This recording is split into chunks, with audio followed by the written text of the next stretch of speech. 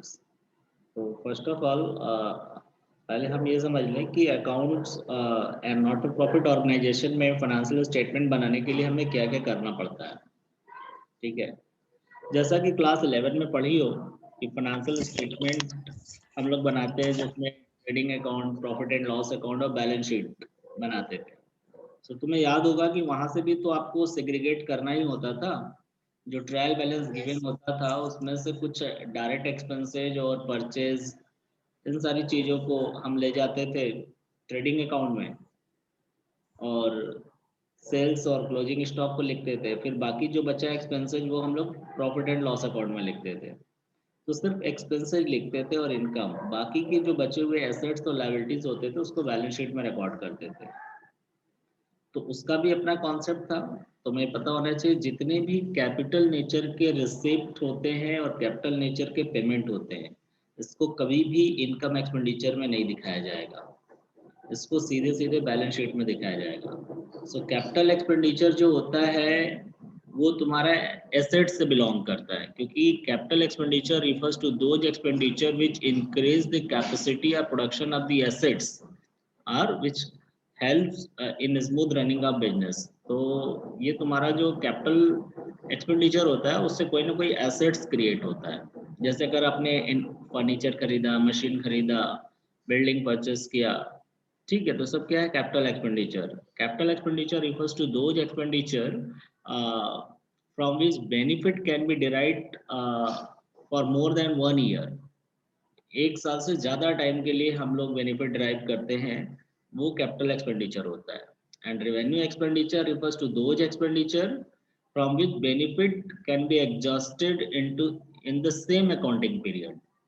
ऐसा कोई भी एक्सपेंडिचर जिससे मिलने वाला बेनिफिट उसी अकाउंटिंग पीरियड में डिराइव होता है, एग्जॉस्ट हो जाता है, तो वो रेवेन्यू एक्सपेंडिचर होता है।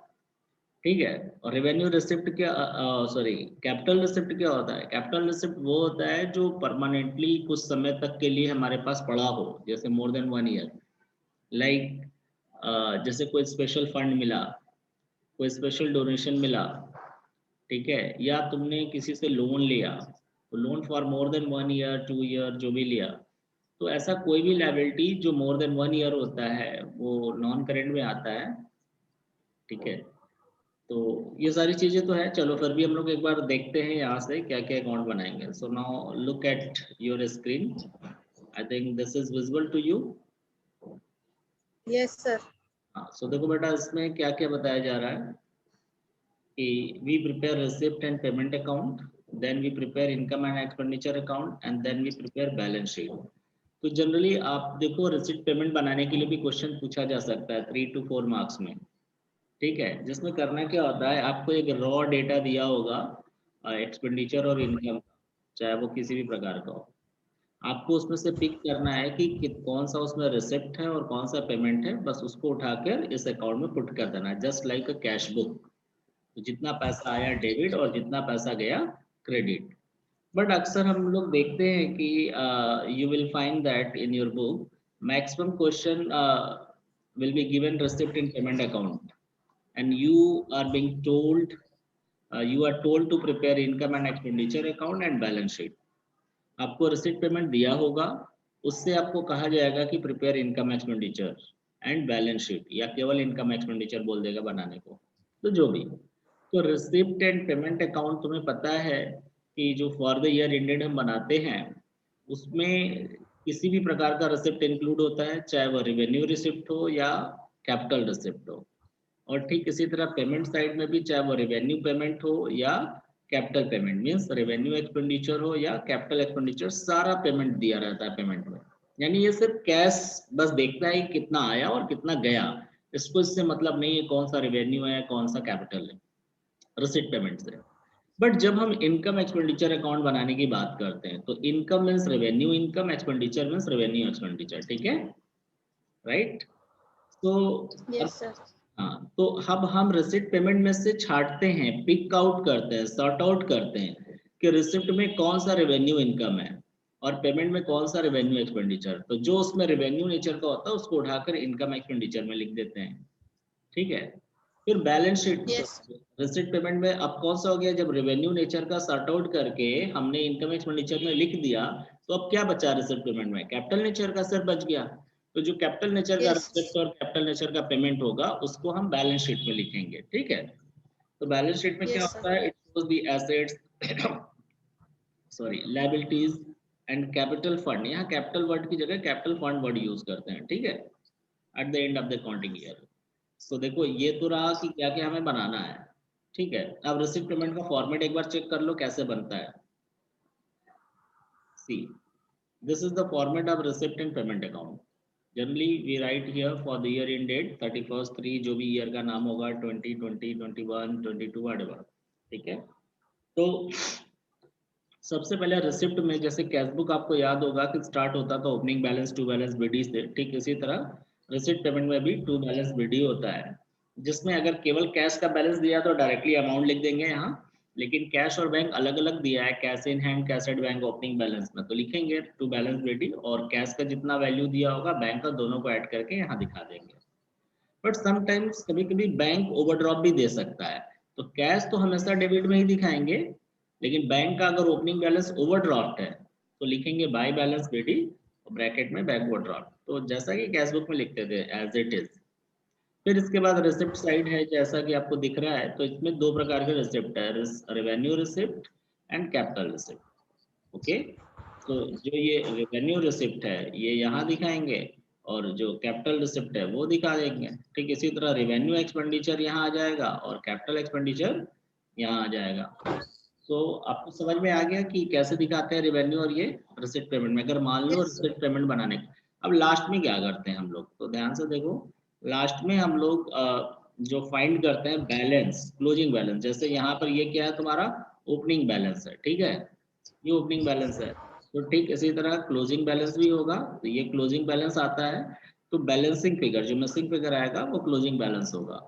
इन केस कि अगर दो बैलेंस दिया है, कैश का भी दिया है बैंक का भी, तो तुम्हारे क्वेश्चन में क्लोजिंग बैलेंस में किसी एक का बैलेंस दिया होगा, चाहे बैंक का या कैश का दिया होगा, तो दूसरा जो बैलेंस होगा वो मिसिंग फिगर आ जाएगा, और सिर्फ एक बैलेंस दिया है कैश का तो वो मिसिंग फिगर आ जाएगा। सो आई थिंक कि तुम्हें समझ में आ गया कि रिसिप्ट में किस प्रकार का रिसिप्ट होता है और पेमेंट में, ठीक है। नाउ सर सर ये जो अकाउंट है ये हमें ड्रॉ करना होता है या पहले से ड्रॉ आता है? बेटा दो चीजें होती हैं, अगर तुमको छोटा क्वेश्चन देगा 3 मार्क्स का 4 मार्क्स का और बोलेगा प्रिपेयर रिसिप्ट पेमेंट अकाउंट, तब आपको ये बनाना है। Otherwise receipt and payment already given होता है, उसके हेल्प से आपको इनकम एक्सपेंडिचर बनाना होता है, ठीक है। Yes sir. तो रिसिप्ट पेमेंट कहेगा तो बनाना होगा, और जब कहेगा कब, जब आपको रिसिप्ट और पेमेंट के इंफॉर्मेशंस दिए होंगे, ठीक है, अलग से। लेकिन जनरली रिसिप्ट पेमेंट बनाकर क्वेश्चन में दिया होता है, फुल प्लेस क्वेश्चन में, आपको सिर्फ उससे हेल्प लेना होता है इनकम एक्सपेंडिचर बनाने के लिए, ठीक है। तो अब यस देखो सर। इनकम एक्सपेंडिचर का फॉर्मेट देख लो कैसे बनता है। तो देखो this is what income and expenditure account for the year ended 31st 3, what ever the name यहाँ पर होगा ईयर का। सो देखो इसमें बेटा एक्सपेंडिचर डेबिट में है और इनकम क्रेडिट में है, because we know that income expenditure account is the nominal account, right? And we do debit all expenses and losses and credit all income and gains. But what kind yes of sir. expenditure we record here? So as you know, revenue expenditure we record here and revenue income we record this side. So you will read to revenue expenses, and in bracket I have written we record all revenue expenses only and only related to current year, whether we have paid or still to be paid, and we do minus all prepaid expenses related to next year। तो जैसा कि बेटा आपको पता है receipt payment जब बनाते हैं, आप देखो ये रिसिप्ट जो है, रिसिप्ट में जितना भी पैसा आता है, जैसा नाम ही कह रहा है, ये नाम कह रहा है कि रिसिप्ट, एक मिनट, ये जो कह रहा है वर्ड रिसिप्ट और ये जो वर्ड कह रहा है पेमेंट, तो मतलब रिसिप्ट और पेमेंट में ये क्लियर नहीं करता है कि किस साल का रिसिप्ट किस साल का पेमेंट। तुम्हें देखना क्या है कि रिसिप्ट पेमेंट लेते समय आपको ये ध्यान रखना है कि ये डेट आपने क्या लिखा है यहाँ पे, फॉर द ईयर एंडेड, यानी ड्यूरिंग द ईयर जितना भी, जैसे मान लो ये 2021 चल रहा है, तो 2021 में जितना भी पैसा मिलेगा सब रिसिप्ट में दिखाएंगे, जितना भी पेमेंट करेंगे सब पेमेंट में। अब उसमें कैपिटल भी होगा, रेवेन्यू भी होगा, दोनों ही हो सकता है, होगा ही। लेकिन इसमें ध्यान रखो, जब आप बिजनेस रन कर रहे हो या not for profit business, not for profit organisation ही चल रहा है, this is not a business, तो जहां फाइनेंशियल इन्वॉल्वमेंट होता है वहां तो उधारी भी होता है। तो हो सकता है कि पिछले साल कुछ लोगों से हमें पैसा लेना रहा हो, अभी नहीं दिए थे, तो वो इस साल दे दिए हो, तो वो इस साल दिए हैं तो हमारे पास कहाँ आकर इंक्लूड हो गया होगा, इधर रिसिप्ट में आ गया होगा। और पिछले साल कुछ हमें पेमेंट करना रहा होगा, हमने पेमेंट नहीं किया था पिछले साल, तो हो सकता है उसका पेमेंट हमने इस साल कर दिया हो, तो वो भी इस साल के पेमेंट में इंक्लूड हो गया होगा। और कुछ ऐसा होता है कि जो इस साल जो पैसा मिला है उसमें इस साल का नहीं है, वो अगले साल का कुछ लोगों ने एडवांस में दे दिया, तो वो भी हम रिसिप्ट में रख लेते हैं, चूंकि नाम ही है रिसिप्ट, इस साल मिला। और पेमेंट में भी हो सकता है कि हमने किसी को एडवांस में पेमेंट कर दिया हो जिसका यूज हम अगले साल करेंगे, लेकिन पेमेंट इस साल कर दिया, तो ये पेमेंट में यानी एक्सपेंडिचर में शामिल होगा। तो इसमें ये देखा जा रहा है कि रिसिप्ट पेमेंट में रेवेन्यू कैपिटल दोनों तो होता ही है, साथ में पिछला और अगला भी हो सकता है। ठीक है, सो यही चीज मुझे बताना है कि जब हम इनकम एंड एक्सपेंडिचर अकाउंट बनाएंगे, ठीक है, income expenditure account while we prepare, so हमें ये ध्यान रखना होगा कि हमें सिर्फ वही रेवेन्यू एक्सपेंडिचर को दिखाना है एक्सपेंडिचर में जो सिर्फ एंड सिर्फ करेंट ईयर से रिलेटेड है। अगर उस एक्सपेंडिचर में, उस पेमेंट में पिछला कोई बकाया हमने पेमेंट कर दिया इस साल, तो उसको माइनस करेंगे, और कोई अगले साल का बकाया, अगले साल के लिए एडवांस दे दिया तो उसको भी माइनस करेंगे। और अगर इस साल का कुछ पैसा अभी देना बाकी है, हमने पेमेंट नहीं किया, तो उसको ऐड कर देंगे। तो लिखा है ना कि current year whether we have paid or still to be paid. मान लो 2021 का बना रहे हैं और सैलरी हमें देना था 12,000 और हमने दिया है 9,000, मतलब 3,000 अभी हमको और पेमेंट करना है, तो 3,000 ऐड करके आउटस्टैंडिंग के नाम से दिखाएंगे। ठीक उसी तरह रेवेन्यू में भी अब आ जाएंगे कि रेवेन्यू में भी हम लोग सिर्फ करेंट ईयर का जो इनकम होता है उसे दिखाते हैं, यानी रिसिप्ट में से हम रेवेन्यू इनकम टिक करके यहाँ लिखते हैं और एडिशनल इंफॉर्मेशन चेक करते हैं कि क्या उसमें पिछले साल का या अगले साल का कोई इनकम इंक्लूड है, अगर है तो उसको हम माइनस कर देते हैं। और अगर से पिछले साल जो एडवांस मिला था, अब तुम सोचो कि पिछले साल किसी ने एडवांस इनकम दिया होगा, तो वो किस साल के लिए दिया होगा, करेंट ईयर के लिए दिया होगा। तो जब करेंट ईयर के लिए इस साल के लिए दिया होगा, तो इस साल वाले रिसिप्ट पेमेंट में तो वो पैसा नहीं रहा होगा, वो तो पिछले साल वाले रिसिप्ट पेमेंट में मिला रहा होगा। तो लेकिन है तो वो इस साल का इनकम, तो जितना एडवांस पिछले साल हमको मिला हुआ है करेंट ईयर के लिए, उसको हम करेंट ईयर वाले रेवेन्यू में ऐड करेंगे। ठीक है, और इस साल अगर हमें किसी ने एडवांस दे दिया है अगले साल के लिए, तो उसको हम माइनस कर देंगे। एक तो ये हुआ।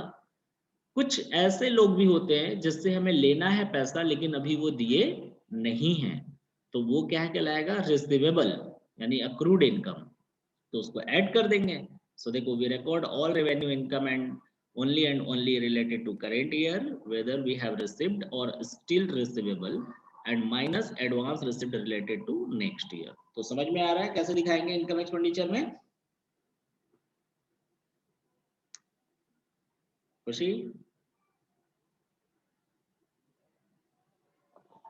खुशी, आर यू गेटिंग? बेटा अनम्यूट करो माइक, माइक अनम्यूट करके बोलो।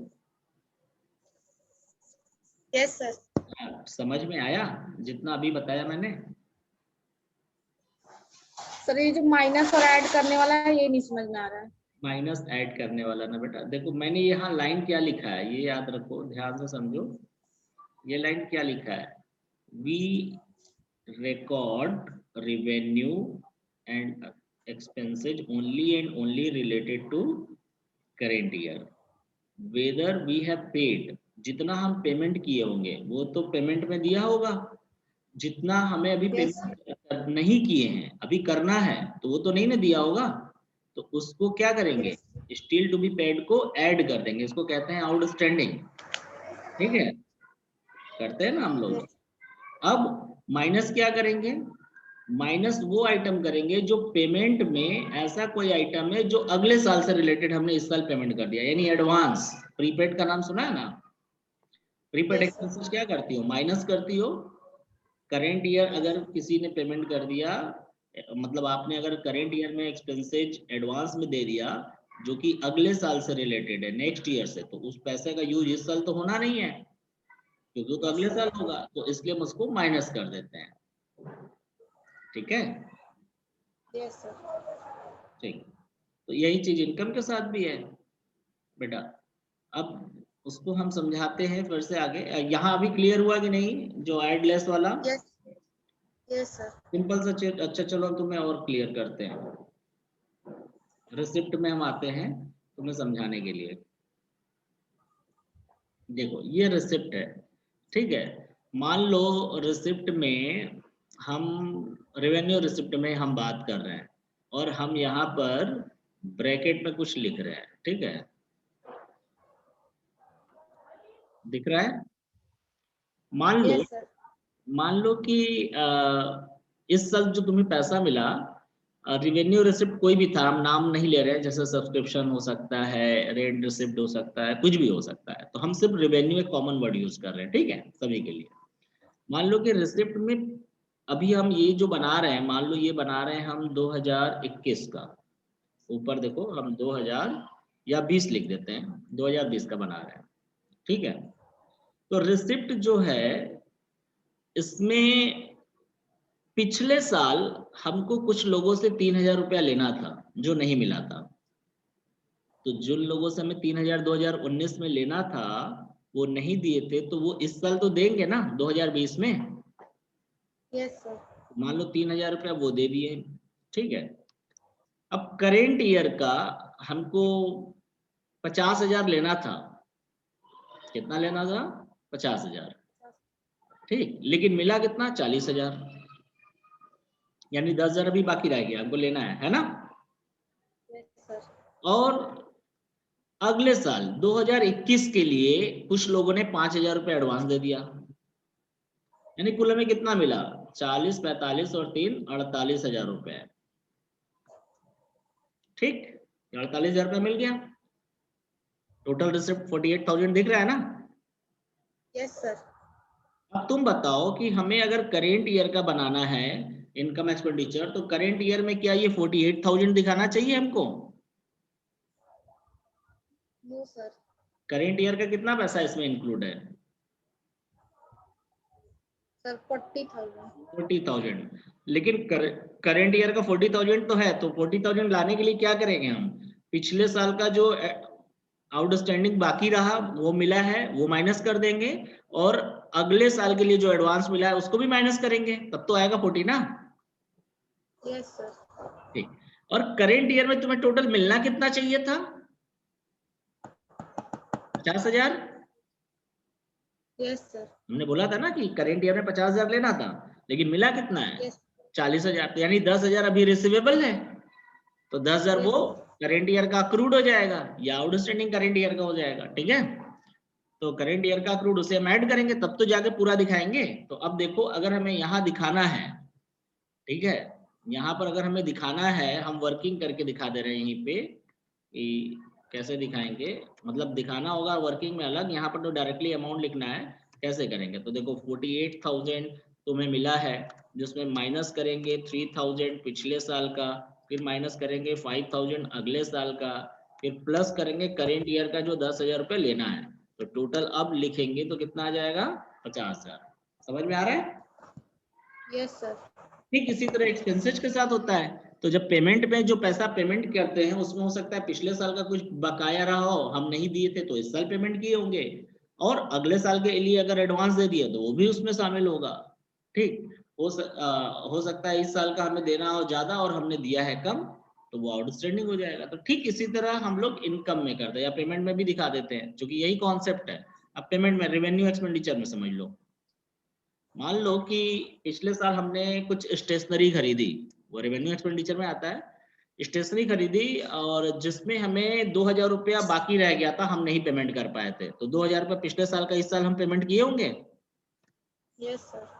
और इस साल हमने स्टेशनरी खरीदी टोटल मान लो 60,000 की, 60,000 का खरीदा, लेकिन हमने पेमेंट कितना किया, मान लो 45,000 किया पेमेंट, तो 45,000 पेमेंट किया, खरीदा कितने का था, 60,000 का, तो 15,000 रुपये अभी देना बाकी रह गया ना इस साल का। Yes sir. तो जो देना बाकी रह गया वो तो पेमेंट में दिया नहीं होगा, पेमेंट में तो वही अमाउंट दिया होगा जो पेमेंट हम किए हैं, कर चुके हैं, है ना। अब हो सकता है कि इस साल हमने किसी और सप्लायर से भी गुड्स खरीदा जिसको मैंने एडवांस दे दिया 10,000, मान लो किसी को एडवांस दे दिया 10,000 अगले साल के लिए, 2022 के लिए, 2021 के लिए, तो टोटल हमने पेमेंट कितना कर दिया, 45, 10, 55 और 2 57,000 रुपए, 57,000, ठीक है। ये 57 कर दिया। अब हमें एक्सपेंडिचर में दिखाना है तो क्या करेंगे, अब देखो एक्सपेंडिचर में दिखाना है तो पहले तो हम वर्किंग तुम्हें करके दिखा रहे हैं करना क्या होता है, ठीक है। तो 57,000 टोटल है, इसमें से माइनस करेंगे 2,000 पिछले साल का जो हम पेमेंट किए और माइनस करेंगे 10,000 रुपए जो अगले साल के लिए पेमेंट किए हैं, ठीक है, और प्लस करेंगे जो इस साल का भी बाकी रह गया। तो हमने इस साल 60,000 का परचेस किया था और दिया है 45, यानी 15,000 रुपया करेंट ईयर का भी पेमेंट करना बाकी है, तो उसको ऐड कर देंगे तो कितना हो जाएगा हमारा, कुल 60,000 आ जाएगा। तो समझ में आया सर इसमें जो बाकी रहेगा उसको ऐड करेंगे। हाँ, इस साल का तुमने 60,000 का खरीदा, करेंट ईयर में कितने का खरीदा, 60,000 का, तो 60,000 में दिखाना चाहिए, लेकिन तुमने पेमेंट तो 45,000 ही किया है, लेकिन एक्सपेंडिचर तो 60,000 का हुआ है। तो इनकम एक्सपेंडिचर में हम टोटल दिखाते हैं, देखो यहाँ लिखा है we record all revenue expenses only and only related to current year, तो करेंट ईयर से रिलेटेड कितना है, 60,000 है ना, है ना। और देखो हमने लिखा भी weather we have paid or still to be paid, चाहे हम पेमेंट कर चुके हो या पेमेंट करना बाकी हो। तो पेमेंट कितना किए थे, 45,000, देखो यहाँ 45,000 पेमेंट की हो सिर्फ, और इस साल का जो 15,000 अभी बाकी रह गया, 60,000 में से 45 घटाओ तो 15,000 आएगा ना, तो 15,000 रुपये हमने इसमें ऐड कर दिया करेंट ईयर का, तो 60,000 आ गया। यानी करेंट ईयर का आउटस्टैंडिंग ऐड होता है, प्रीवियस ईयर का आउटस्टैंडिंग माइनस होता है, प्रीवियस ईयर का एडवांस प्लस होगा, करेंट ईयर का एडवांस माइनस होगा, ठीक है। चलो तो ये तो तुम्हें समझ में आ गया कि कैसे रिसिप्ट पेमेंट से इनकम एक्सपेंडिचर में दिखाते हैं। Yes sir. अब तुम सोच रही होगी कि कैसे पता चलेगा कि कितना पिछले साल का है कितना अगले साल का, क्यों, ये तो मैं बोल बोल कर बता दिया, लेकिन क्वेश्चन में कैसे पता चलेगा, तो क्वेश्चन में जो पता चलना है वो एडिशनल इंफॉर्मेशन में साफ साफ लिखा होगा कि कितना पिछले साल का बाकी था, कितना एडवांस मिला, और अगर बाहर नहीं लिखा होगा तो रिसिप्ट पेमेंट में ही अंदर ब्रैकेट में कहीं दिया होगा। अगर कुछ नहीं दिया है, कुछ नहीं लिखा है, तो ये मान लो वो सिर्फ करेंट ईयर का है और करेंट ईयर का फिर दिखा दो, ठीक है। चलो अब देखो आप लोग रिलेशन, यहाँ पर ध्यान दो क्या लिखा है, relation between receipt and payment account and income and expenditure account, ठीक है। तो रिसिप्ट पेमेंट में आपको जैसा कि अभी मैंने बताया कि यहाँ एक रिवेन्यू रिसिप्ट होता है और कैपिटल रिसिप्ट होता है, और रेवेन्यू एक्सपेंडिचर होता है और कैपिटल एक्सपेंडिचर पेमेंट में होता है, राइट। अब देखो कि रेवेन्यू रिसिप्ट है तो कहाँ दिखाएंगे, shown in income side of income expenditure, अभी हम दिखाए भी हैं पीछे, तो देखो ये एरो इधर आ गया इनकम वाले साइड में, ठीक है। और revenue expenditure shown in expenditure side of income and expenditure account, यहाँ आ गया, ठीक है। और जो कैपिटल रिसिप्ट होगा उस shown in liability side of balance sheet, और कैपिटल एक्सपेंडिचर बैलेंस शीट के एसेट्स में जाएगा। लेकिन इनकम और एक्सपेंडिचर अकाउंट जैसे कि रिसिप्ट और पेमेंट अकाउंट हम जब क्लोज करते हैं तो तुम्हें दिखाते हैं हम यहाँ, देखो ये ओपनिंग बैलेंस है रिसिप्ट पेमेंट का और ये क्लोजिंग है ना। तो आपको पता होगा कि जो ओपनिंग और क्लोजिंग, यानी ये ओपनिंग है और ये क्लोजिंग है, इसका क्लोज करते हैं ना, ओपनिंग और क्लोजिंग हो गया। तो ठीक इसी तरह अगर से हम इनकम एक्सपेंडिचर की बात कर रहे हैं, अगर हम इनकम एक्सपेंडिचर अकाउंट बनाएंगे तो ये कैसे क्लोज होगा, तो इनकम एक्सपेंडिचर भी तो क्लोज करना होगा, ये भी तो एक अकाउंट है। तो इसको अकाउंट को क्लोज करने के लिए इसमें कोई ओपनिंग बैलेंस नहीं होता, इनकम एक्सपेंडिचर में कोई ओपनिंग बैलेंस नहीं होता, लेकिन अकाउंट को क्लोज किया जाता है, क्यों, क्योंकि देखो ओपनिंग बैलेंस उसका होता है जो तुम्हारा रियल अकाउंट हो या पर्सनल अकाउंट हो, ठीक है। ये नॉमिनल अकाउंट है, नॉमिनल अकाउंट का तो हर साल का खर्च और इनकम सारा पेमेंट कर दिया जाता है, बचा के नहीं रखा जाता, इसलिए इसका ओपनिंग बैलेंस नहीं होता इनकम एक्सपेंडिचर अकाउंट में, ठीक है। तो Yes. उसमें क्लोज करते हैं। तो क्लोज कैसे करेंगे आप ध्यान से समझो यहाँ। तो क्लोज करने के लिए अगर आपका जो इनकम साइड है, ये इनकम साइड का टोटल करेंगे, ये जो कॉलम है इसको पहले टोटल करेंगे रफ में, वर्किंग मोड में जैसे करते आए हैं हम लोग, और फिर इसी तरह एक्सपेंडिचर साइड का टोटल करेंगे और फिर कंपेयर करेंगे। मान लो कि अगर कंपेयर करने पर पता चला कि तुम्हारा ये इनकम साइड जो है ये ज्यादा है, इनकम साइड जो है ग्रेटर है, देखो ये ग्रेटर है ना, लिखा साइन बना दिया मैंने। अगर इनकम साइड ज्यादा है तो क्या लिखते थे हम लोग प्रॉफिट एंड लॉस अकाउंट में, नेट प्रॉफिट लिखते थे। ठीक, Yes, sir. उसी तरह यहाँ पर क्या लिखेंगे हम लोग यहाँ लिखेंगे टू सरप्लस। क्या लिखेंगे? To surplus. देखो यहाँ Expenditure side लिखेंगे। ये, हाँ नेट प्रॉफिट किधर लिखेंगे? तुम सोचो, अगर क्रेडिट ज्यादा होगा, अकाउंट को बैलेंस करना होता है ना, अगर इनकम साइड ज्यादा है तो कम किधर होगा? एक्सपेंडिचर में कम होगा ना। तो ये क्या आता है? बैलेंसिंग फिगर आता है बेटा। देखो यहाँ पर ये जो तुम्हारा होता है ये बैलेंसिंग फिगर होता है, ठीक है, ये तुम्हारा बैलेंसिंग फिगर है ना।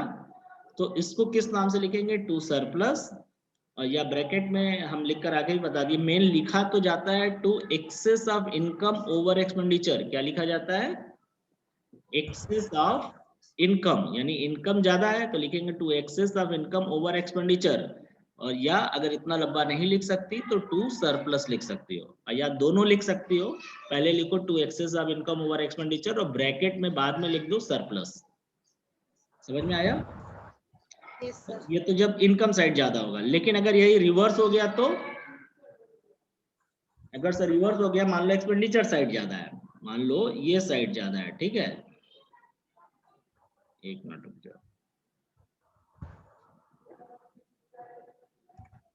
अगर से ये तुम्हारा साइड ज्यादा है एक्सपेंडिचर, तो जब एक्सपेंडिचर ज्यादा है तो इनकम कम होगा तो लॉस दिखाएगा, क्योंकि एक्सेस ऑफ एक्सपेंडिचर हो जाएगा।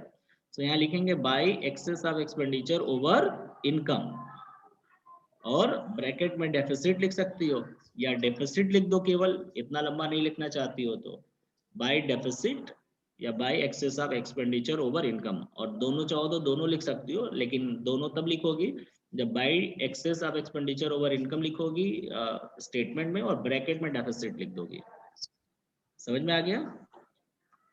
Yes, sir. तो दोनों में से कुछ भी हो सकता है, नेट प्रॉफिट नेट लॉस जैसे होता था, ठीक उसी तरह यहाँ सरप्लस या डेफिसिट होगा। डेफिसिट का मतलब लॉस हो गया और सरप्लस का मतलब प्रॉफिट हो गया, ठीक है, क्लियर है?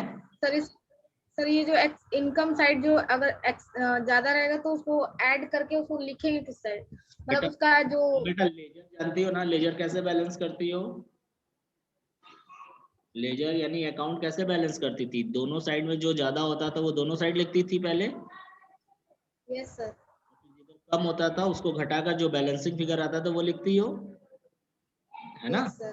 जैसे ये है, देखो रिसिप्ट पेमेंट, देखो तुम्हारे सामने, ये क्या करती हो, यहाँ का टोटल ये की होगी रिसिप्ट साइड का, तुम्हारे यस स्क्रीन सर। पे लिख रहा होगा, यही ज्यादा रहा होगा तो ये इधर भी लिखोगी। अब इसमें से इधर वाला यस जब माइनस करोगी तो बैलेंस आएगा। ठीक उसी तरह इनकम एक्सपेंडिचर है, अगर इनकम ज्यादा है तो पहले इनकम वाला टोटल करो, वही इधर भी लिखो, और इसमें से इधर डेबिट का जो होगा उसे घटा दोगी तो आ जाएगा यस बैलेंस। सर। ठीक है, तो अब देखो आप लोग, इनकम एक्सपेंडिचर का तो समझ में आ गया रिलेशन कि कैसे दिखाते हैं। ये वाला तुम्हारा क्रॉस था, रिसिप्ट वाला इधर और पेमेंट वाला इधर। अब बैलेंस शीट वाला तुम्हारा जो कैपिटल रिसिप्ट होता है, अब देखो तुम्हारा relation between receipt and payment account and balance sheet, ठीक है।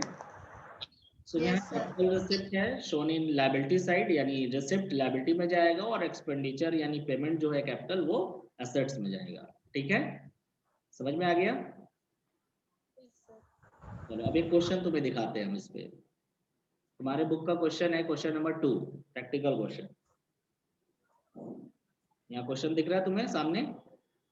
Yes sir. तो इसमें लिखा है बेटा, from the following information prepare income and expenditure account. सिर्फ इनकम एक्सपेंडिचर बोल रहा है बनाने को, ठीक है, balance sheet for the year ending 31 March 2021 of an entertainment club. So देखो यहाँ रिसिप्ट पेमेंट दिया हुआ है तुम्हारे सामने, आपको रिसिप्ट पेमेंट नहीं बनाना है। तो ओपनिंग बैलेंस दिया है 1420 को 7200 एंड क्लोजिंग बैलेंस 11500 दिया है इस साइड, राइट। Yes sir. यहाँ है। अब नीचे कोई एडिशनल इंफॉर्मेशन भी नहीं दिया है। जब एडिशनल इंफॉर्मेशन नहीं दिया है तो पिछले साल का और अगले साल से कोई मतलब ही नहीं होगा। हाँ, रिसिप्ट और पेमेंट के अंदर खुद मेंशन किया होगा कि कौन सा पैसा पिछले साल का है, कौन सा अगले साल का, तो हम ध्यान देंगे। ठीक है, तो चलो देख लेते हैं हम लोग इसमें से। पहले आपको क्या ध्यान रखना है कि कौन सा रेवेन्यू नेचर का है, कौन सा कैपिटल नेचर का है। ये तो मैंने क्लास लिया था, पता है कि नहीं आपको कि इसमें कौन सा रेवेन्यू और कैपिटल होगा? No sir. पता है? नहीं? No sir.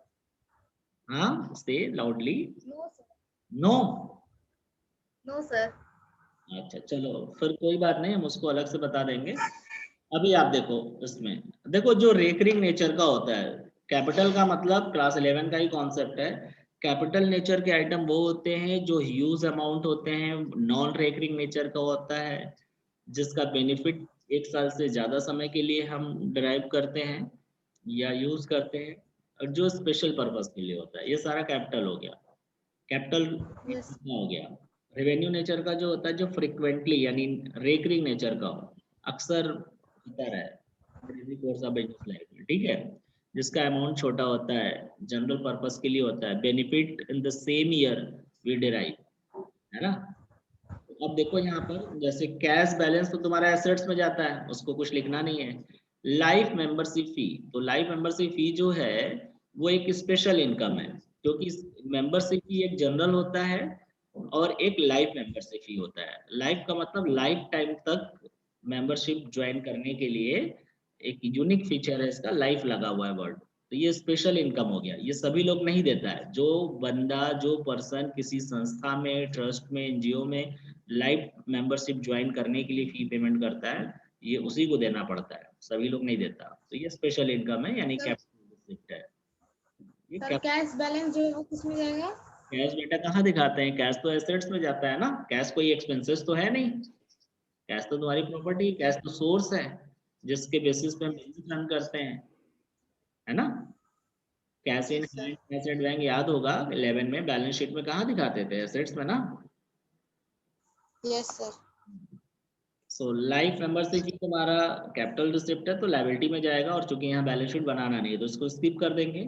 लॉकर्स रेंट, तो बहुत सारी संस्थाएं लॉकर्स फैसिलिटी प्रोवाइड करती है और उसका रेंट लेती है लोगों से। तो लॉकर्स रेंट एक तरीके से रेगुलर इनकम हो गया, तो ये इनकम एक्सपेंडिचर में जाएगा। एंट्रेंस फी, देखो एंट्रेंस फी के बारे में मैंने बताया था कि जनरली अगर एंट्रेंस फी के बारे में कोई एडिशनल इंफॉर्मेशन नहीं दिया है तो वो रेवेन्यू इनकम होगा, क्योंकि हर साल नए नए मेंबर आते हैं, ज्वाइन करते हैं और मेंबर छोड़कर जाते भी हैं। तो एंट्रेंस भी तुम्हारा रेवेन्यू इनकम होना चाहिए और इनकम एक्सपेंडिचर में दिखाना चाहिए। अगर लिखा होगा क्वेश्चन में कि entrance fee are to be capitalised, तब हम इसको बैलेंस शीट में दिखाएंगे। अब ये इनकम हो गया। सब्सक्रिप्शन तो तुम्हें पता है, it's the main source of income of such kind of organisation. तो देखो बेटा यहाँ 3,71,800 दिया है टोटल सब्सक्रिप्शन, लेकिन उसमें कर दिया है भाई, वर्केट किया कि 1920 का 14,200 है, 2021 का 3,46,000 है, 21-22 का 11,600 है। तो हमें कौन सा दिखाना चाहिए? 2021 का, क्योंकि ऊपर देखो 31 मार्च 2021 का आप प्रिपेयर कर रहे हो, तो सिर्फ ये वाला डायरेक्टली उठाकर दिखा दो। हमें जरूरत नहीं, अगर हम 371,800 लिखेंगे तो पहले हमें माइनस करना होगा 14,200 और 11,600। लेकिन जब हम डायरेक्टली अगर हम यही वाला पैसा लिख दें 3,46,000, तो हमें कुछ भी माइनस नहीं करना पड़ेगा, ठीक है। अब देखो यहाँ डोनेशन मिला है, तो केवल डोनेशन नहीं है, डोनेशन फॉर स्विमिंग पूल है, तो ये एक स्पेशल डोनेशन हो गया। तो स्पेशल डोनेशन यानी कैपिटल रिसिप्ट हो गया, स्पेशल टाइप का इनकम हो गया, इसको बैलेंस शीट में दिखाएंगे।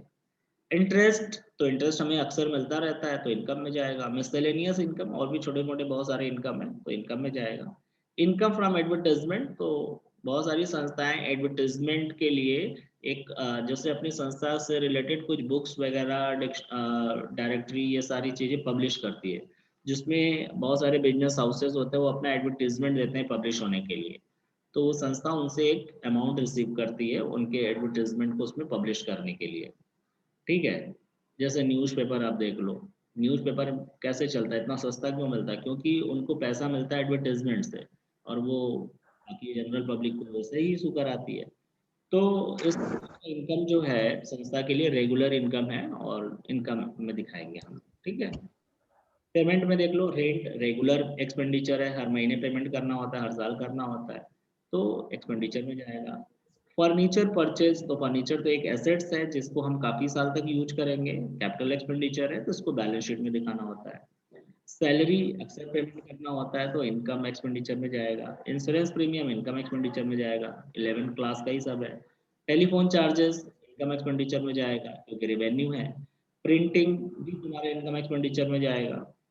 इन इन्वेस्टमेंट, इन्वेस्टमेंट बेटा ये हमारे रेवेन्यू एक्सपेंडिचर नहीं है, क्योंकि revenue expenditure revenue income generate करने के लिए करते हैं सिर्फ, और उसी साल एग्जॉस्ट हो जाता है। बट इन्वेस्टमेंट से हमको अक्सर कई साल तक इनकम मिलता रहेगा, तो इन्वेस्टमेंट हमारे लिए एसेट्स है। कैश बैलेंस, तो चलो ये समझ में आ गया कि कौन सा इनकम एक्सपेंडिचर में जाएगा, कौन सा उसमें। तो फटाफट आप स्क्रीनशॉट ले सकती हो सोल्यूशन का। तो देखो तो यहाँ सब्सक्रिप्शन वाला नहीं समझ में आया। सब्सक्रिप्शन बेटा इनकम है ना, एक मिनट, सब्सक्रिप्शन में क्या नहीं समझ में आया बोलो। देखो सब्सक्रिप्शन तुम्हें मिला है टोटल कितना, 3,71,800 कितना मिला है, 3,71,000। यस। लेकिन यहाँ पर लिखा है 1920 का इंक्लूड है 14,200, 2021 का 3,46,000 एंड 21-22 का है 11,600। अब तुम प्रिपेयर कब का कर रही हो, ऊपर पढ़ो, for the year ended 31 March 2021, तो करेंट ईयर तुम्हारा तो 2021 है ना। Yes sir. तो अब करेंट ईयर में पिछला ये 19-20 यानी पिछले साल का कुछ पैसा हमें लेना था जो इस साल मिला है, और 2022 का पैसा हमने 2021 में ही दे दिया, तो ये दोनों यस क्या सर। है, ये पिछले साल का और ये अगले साल का, तो ये दोनों माइनस होगा। तो माइनस यस सर। हम अलग इसको पहले 371,800 लिखकर फिर माइनस करें, इसके बजाय हम क्या कर सकते हैं, डायरेक्टली 3,46,000 लिख सकते हैं ना इनकम एक्सपेंडिचर बनाते समय। तो देखो आप, पहले हम पेमेंट साइड से स्टार्ट कर रहे हैं। रेंट लिखा हुआ था 48,000, salary 2,40,000, insurance premium 12,600, telephone charges 18,200, printing 4,100, ठीक है। अब आ जाओ इनकम में, तो इनकम में लॉकर्स रेंट देख लो होगा, एंट्रेंस भी होगा, सब्सक्रिप्शन 3,46,000 सब दिखाएंगे। सर इंटरेस्ट, लॉकर लोन क्या होता है? लॉकर फैसिलिटी होती है ना जो बैंक वगैरह प्रोवाइड नहीं करती, हम अपना घर का कोई प्रेशियस थिंग्स या कोई डॉक्यूमेंट हम बैंक में रख सकते हैं लॉकर में, उसका हमें रेंट देना है, लॉकर फैसिलिटी। तो एनजीओ वगैरह बहुत सारे लॉकर फैसिलिटी प्रोवाइड करती है अपने मेंबर्स के लिए, ठीक है। तो उसके बदले में वो रेंट लेती है, तो रेंट एक तरीके से यहाँ रिसिप्ट में दिया है इसलिए वो इनकम है। पेमेंट में दिया होता तो एक्सपेंडिचर, देखो पेमेंट में भी रेंट है ना। एक्सपेंडिचर साइड में देखो आप, 48,000 सबसे पहले है ना, ये रेंट आपने यस पेमेंट सर। किया, लेकिन लॉकर से आपने रिसीव किया है। लॉकर्स का मतलब सेफ, सेफ समझती हो ना, जहाँ पे हम घर पे जो तिजोरी घर पे होता है वो बैंक में रहता है एक सेफ, तो उसमें हम लोग अपने इम्पोर्टेंट डॉक्यूमेंट या कुछ भी चीजें रख सकते हैं, और वो रेंट पे लेते हैं हम लोग ताकि चोरी वगैरह से बचने के लिए, गोल्ड हो गया या कोई भी चीज, ठीक है। So lockers rent is an income. Entrance fee, यानी जब कोई मेंबर ज्वाइन करता है तो उसे एंट्रेंस फी पे करना पड़ता है, this is also an income. Subscription is an income, interest, miscellaneous income, और इनकम फ्रॉम एडवर्टाइजमेंट। तो देखो बेटा ये सारा इनकम है और ये एक्सपेंडिचर में लिख दिया, जो कैपिटल नेचर का था उसको हमने यहाँ नहीं लिखा, वो छोड़ दिया उसी तरह, वो बैलेंस शीट में जाएगा, और बैलेंस शीट तो हमको बनाना नहीं है इस क्वेश्चन में। तो हम पता करेंगे कि यहाँ सरप्लस आ रहा है कि डेफिसिट आ रहा है, तो इसके लिए पहले हमने टोटल किया क्रेडिट साइड, यानी इनकम साइड का टोटल किया, तो देखो क्रेडिट साइड का 4,01,400 आ रहा है, नीचे लिखा है, और डेबिट साइड का टोटल किया तो आ रहा है 3,22,900, तो कौन सा ज्यादा है, इनकम साइड ज्यादा है, तो 4,01,400 दोनों साइड लिख दिया, ठीक है। अब क्रेडिट में से डेबिट वाला माइनस किया तो माइनस करने पे आ रहा है 78,500, तो ये क्या कहलाएगा, यानी एक्सेस ऑफ इनकम है, इनकम साइड ज्यादा है, तो लिखेंगे to excess of income over expenditure और ब्रैकेट में लिखेंगे सरप्लस। समझ में आया कैसे अकाउंट क्लोज होगा ये? Yes sir. सो यहाँ तक क्लियर हो गया? Yes sir. ठीक है, तो इसी क्वेश्चन को बुक में तुम्हारे दिया हुआ है, एक बार अपने से भी लगाओगी, ठीक है?